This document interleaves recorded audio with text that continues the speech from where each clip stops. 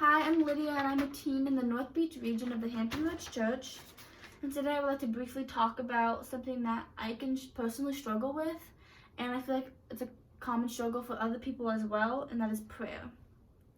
Prayer is something we should constantly be doing, but it is crucial in times of need like what we're going through right now. For me personally, I can tend to overlook prayer because I don't see immediate results or the outcome doesn't go along with my plans and my desires. And then I can get into the mindset of, nothing happens, so what's the point? But that's so far from the truth. And I feel like that can be a common feeling that a lot of people have. So a little example before we go on of how prayer has worked for me is recently when I got the text to see if I could film this video, I was nervous and scared and just didn't want to do it.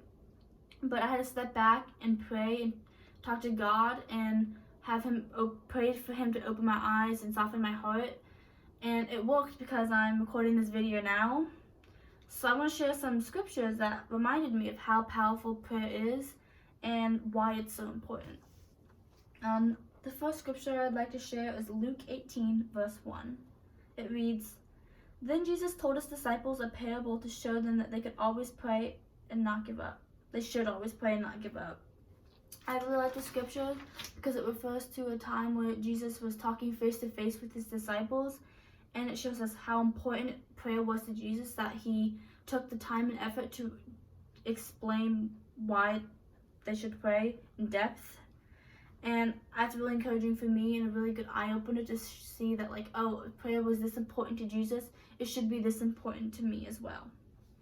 The next scripture I would like to read is Matthew 21, verse 21 through 22.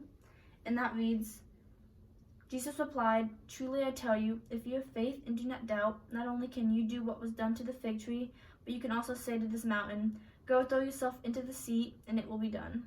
If you believe, you will receive whatever you ask for in prayer."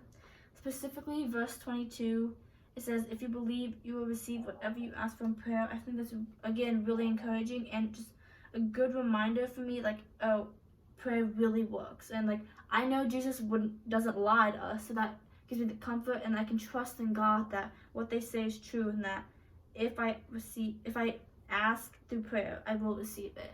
And I think it's just a really comforting scripture to read in times of if you're struggling. The next scripture I would like to read is Mark 11, verse 24. And that reads, "Therefore I tell you, whatever you ask for in prayer, believe that you have received it and it will be yours."